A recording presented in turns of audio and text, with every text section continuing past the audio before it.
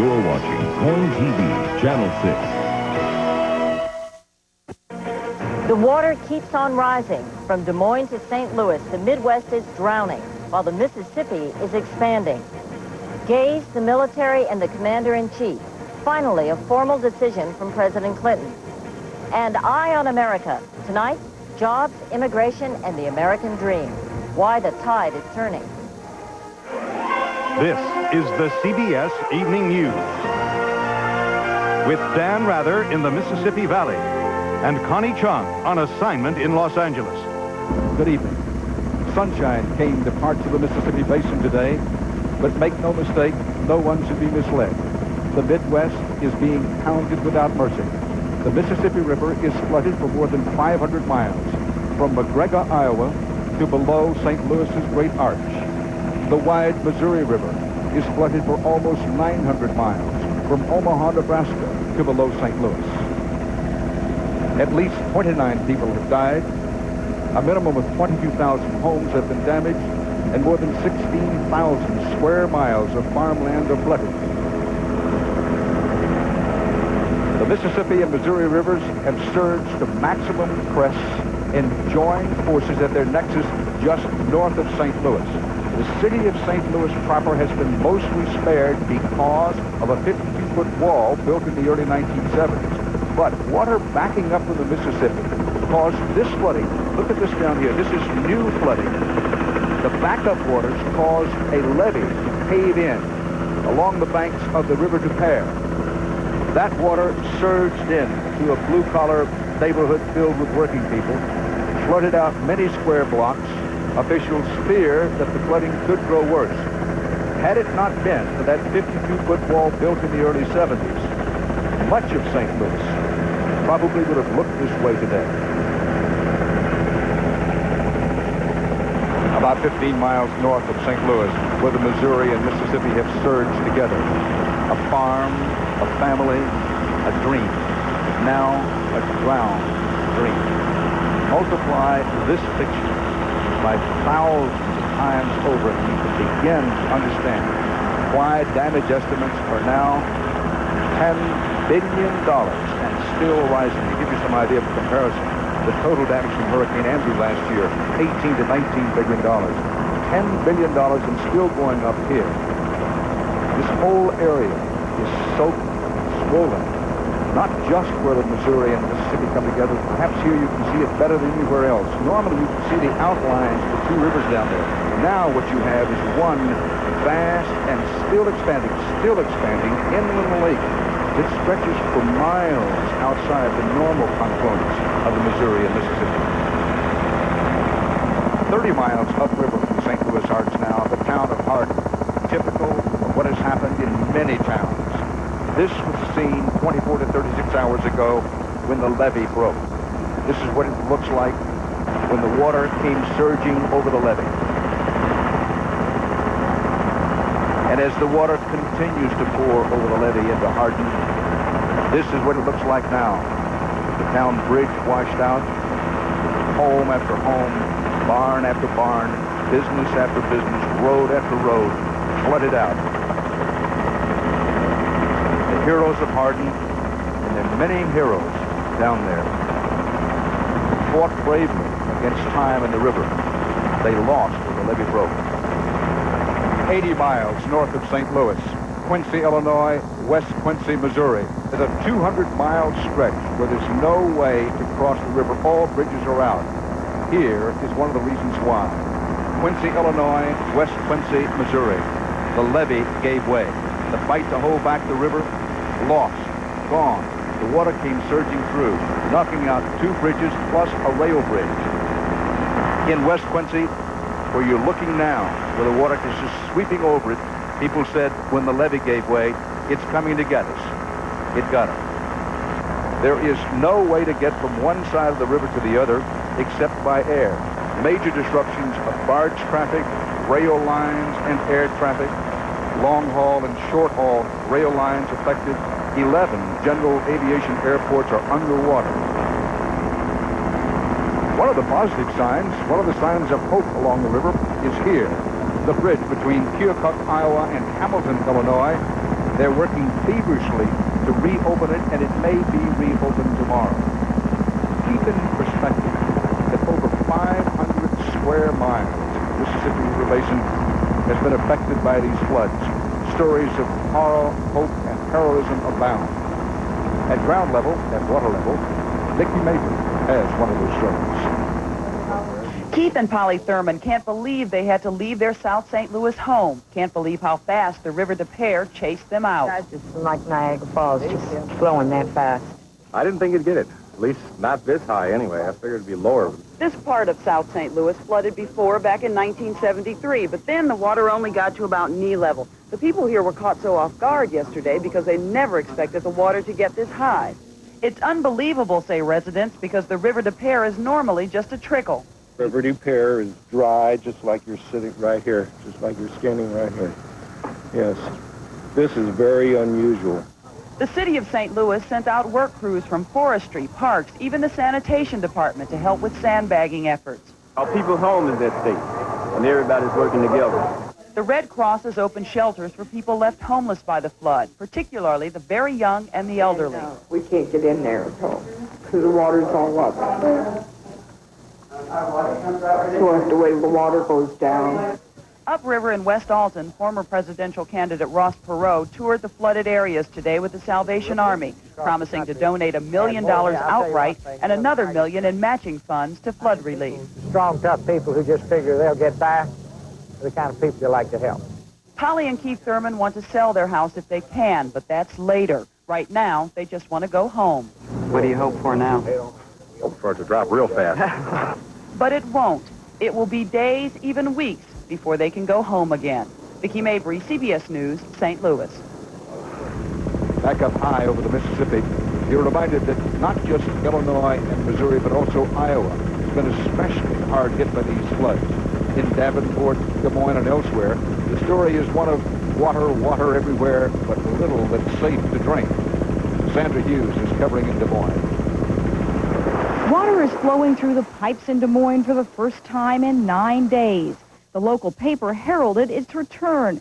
And down at the soaked water treatment plant, one pump is back online. Water should be available in a limited area by tomorrow. This is what, a third of your normal capacity? About a third of our normal capacity.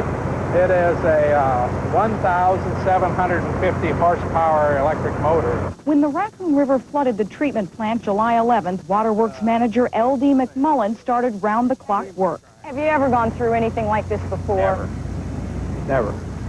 And I don't particularly care to do it again. But he did do it, although making it safe for drinking will take a little longer. The reason Des Moines residents won't be able to immediately drink water from the faucet is because it will take the pumps flushing through the system for 2 to 3 weeks to clear out all the bacteria which formed in the pipes while the system was offline. By tomorrow, the fire chief feels confident he'll be able to use hydrants for water to put out fires. It'll be a tremendous relief. There's been, our main concern is with the public welfare. Meantime, the city with too much water on the ground and none in the faucet has learned to cope. But even these resourceful Iowans could use a break. Everybody will be so excited, it'll be like Christmas or something. It may not feel like December, but for those 250,000 people struggling to live without water, there couldn't be a better gift. Sandra Hughes, CBS News, Des Moines. I'll have more a little later in the broadcast on these, possibly the decisive hours of the Great Flood of 93. But right now, let's go to Connie Chung in Los Angeles. Connie? Thanks, Dan. Still ahead on tonight's CBS Evening News, the president's decision on gays in the military, broken promise or an honorable compromise, and a dishonorable discharge for the director of the FBI.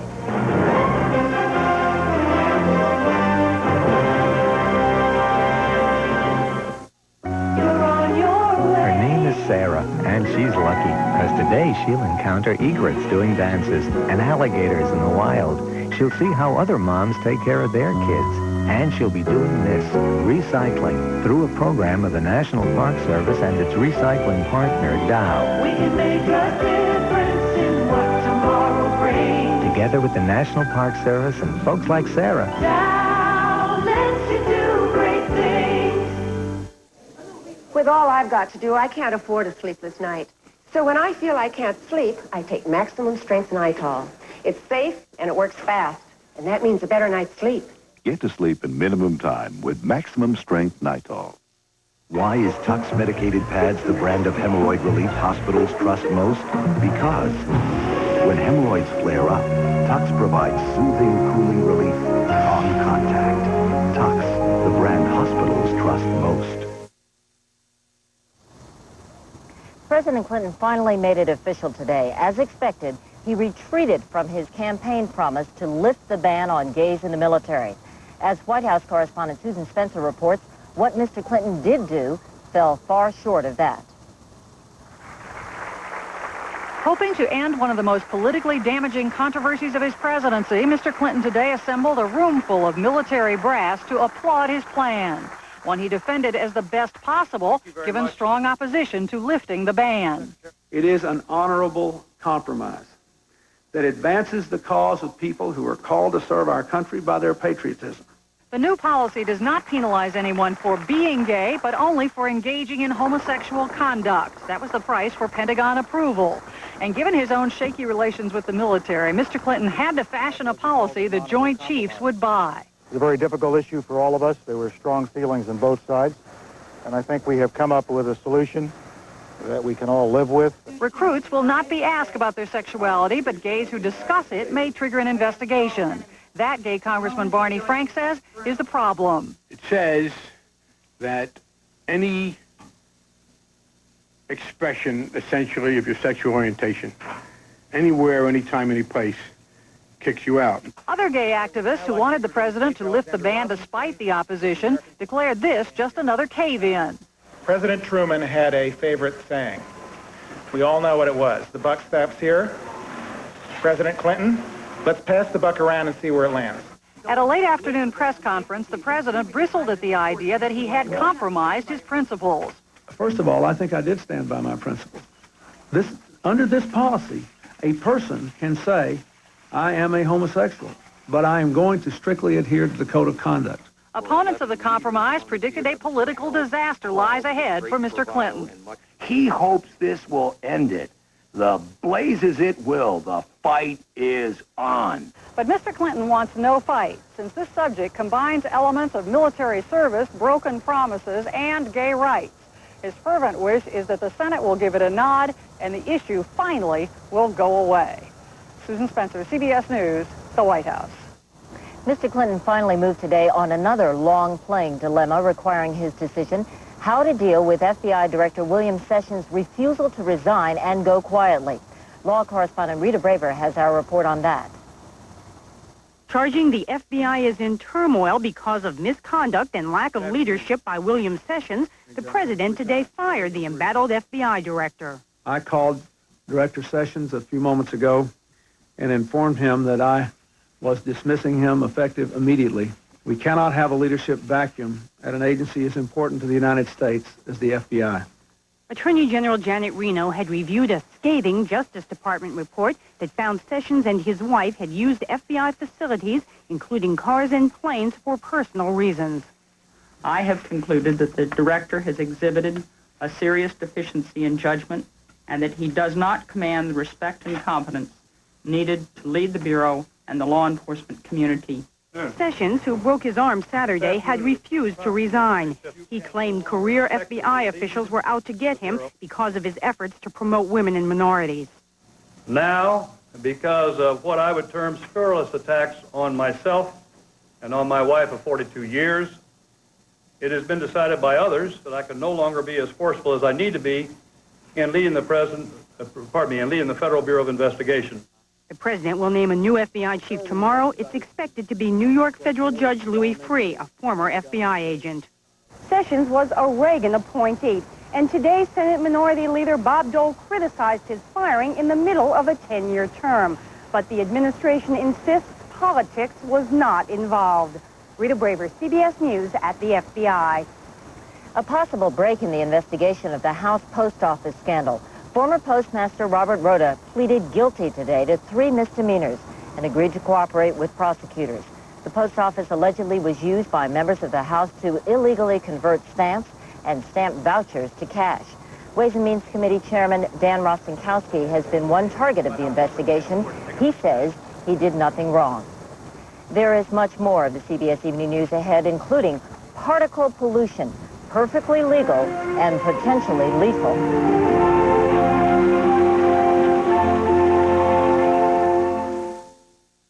A woman is different than a man. Her system is 3 times as likely to become irregular, and harsh laxatives can upset her. Correctol is the gentle laxative made especially for women. Its special formula combines a mild laxative with a softener, so it works gently, predictably, overnight. No wonder more women trust their systems to it. Correctol, the woman's gentle laxative. You can trust it. Now also in new easy-to-swallow caplets. Any kids around, Aunt Jane? Oh, sorry, Billy, not your age. A little earlier, Jane Stewart was troubled with arthritis pain, so she took a Motrin IB, the same medicine as the Motrin doctors have prescribed for years, but in non-prescription strength. And just 1 Motrin IB is as effective as 2 regular aspirin. All right, kid. Let's see what you got. Aunt Jane? Come on. Motrin IB, the relief of Motrin in non-prescription strength. Now, Hart's long-term flea and tick protection is not just for white-collar dogs and cats. Hart's Yummies? The famous Hart's 2-in-1 flea and tick-killing collars now come in fabulous colors. So every dog and cat can feel comfortable with the powerful benefits of Hart's 2-in-1 protection. Protection that works for up to 5 months, wet or dry. Pets are jumping for joy wearing their 2-in-1 colored collars. Just ask any flea or tick. These are drop-dead colors.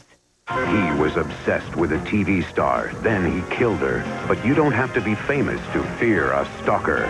48 Hours, Wednesday. It was a good day for U.S. and UN arms negotiators. In Geneva, the United States won agreement from North Korea to respect international safeguards on nuclear weapons. In turn, the U.S. promised to help North Korea find peaceful uses for nuclear energy.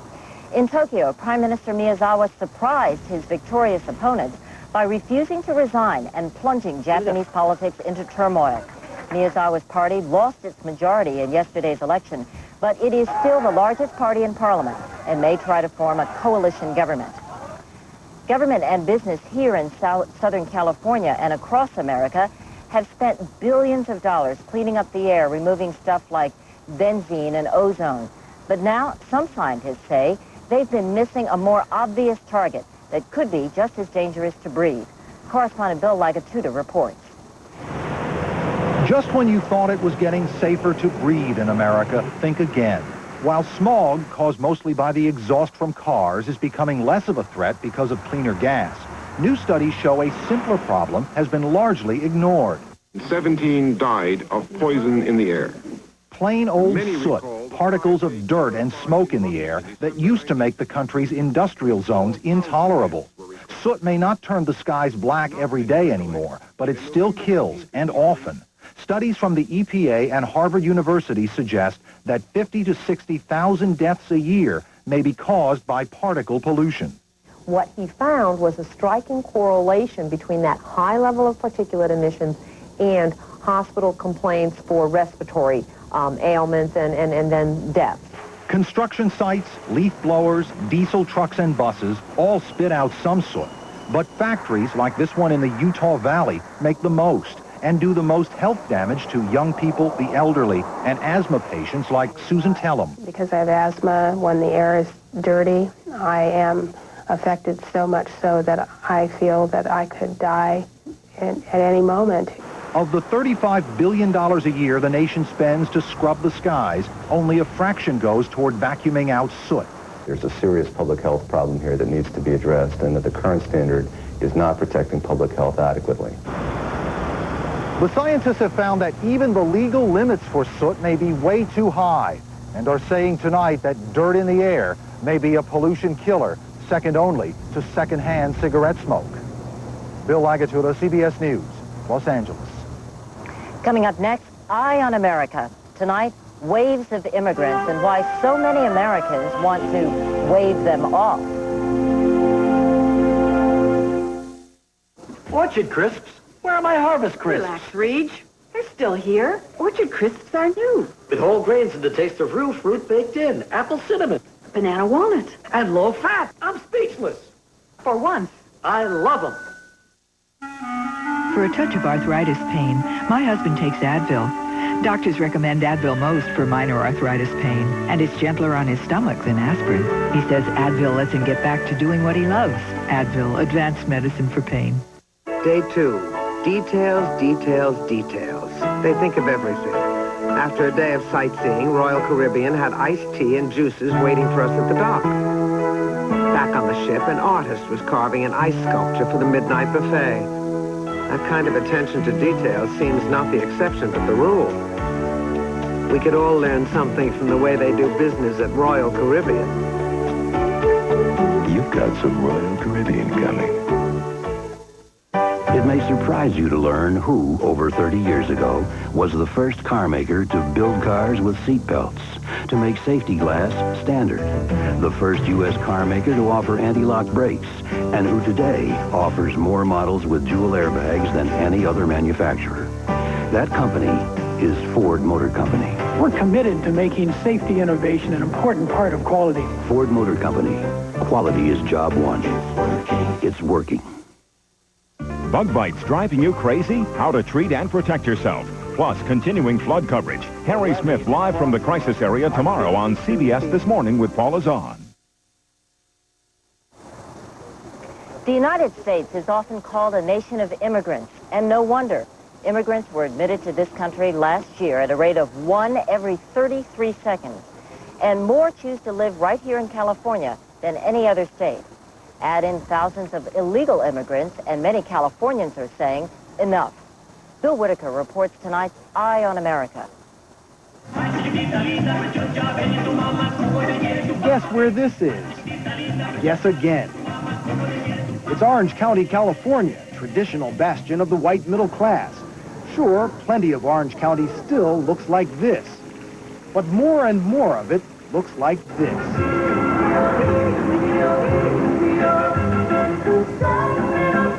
Santa Ana, the county seat, is 70% Hispanic and growing, with a steady stream of immigrants, most from Mexico.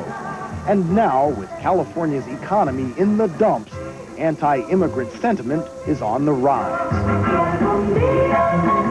Last month, the county grand jury went so far as to call for a halt to all immigration for 3 years. Longtime Santa Ana resident Ron Heike says his way of life is under attack. It's not a racist statement. What I'm trying to do is protect the future of the state of California. So say a lot of his neighbors. Groups worried and angry about the impact of rampant immigration are multiplying. We don't have to sit around and wait for these people to destroy our homes and our neighborhood. In Santa Ana, they're angry about overcrowded and run-down housing. Esmeralda, ¿quieres ir al lonche? Alarmed that public schools now are 86% Hispanic. Immigrants, they say, are straining police and social services and draining public coffers dry. Currently, 50% of all immigrants that are coming to the United States come to the state of California. That's an overwhelming burden on the people of California. Not so, say immigrants, who claim newcomers are injecting new lifeblood into the state, adding more to the economy than they take. They pay taxes. Most of my customers here, they work in construction, picking strawberries, washing dishes. The women work making clothing. They come here to work. But that doesn't wash with many Californians who see a rising tide of immigrants rushing across their southern border every night. The politicians, half of those guys, they don't do much about it anyhow. They talk about it, but they don't do anything. They're talking plenty now. Immigration control is a hot-button issue in the California legislature. The state of California is being overrun by those that are entering our borders illegally. And it's not just conservatives anymore. The issue has become so politically fashionable, even a moderate Democrat like Senator Dianne Feinstein has toured the border calling for tougher controls. That means beefing up the equipment, it means more border patrol, and all of this cost. Unfortunately, we're seeing this from both political parties, and the only thing that I can say is a plague on both their houses. It's not just California. With record levels of immigration, both legal and illegal, polls show people all over the country are saying enough. Politicians in Washington, D.C. are feeling the pressure. But even with immigration problems making daily headlines, the White House says it won't be ready to tackle the issue until the fall. We need to move much more quickly in order to make sure that the way the problem is resolved is not simply to shut the door. Back in Orange County, all the immigrant communities are feeling the backlash, and they resent it. I think America is about immigrants. If America did not accept immigrants, then America wouldn't be here today. And where will California be tomorrow? In less than 50 years, these immigrants and their descendants will be the majority here, like it or not. In Santa Ana, this is Bill Whitaker for Eye on America.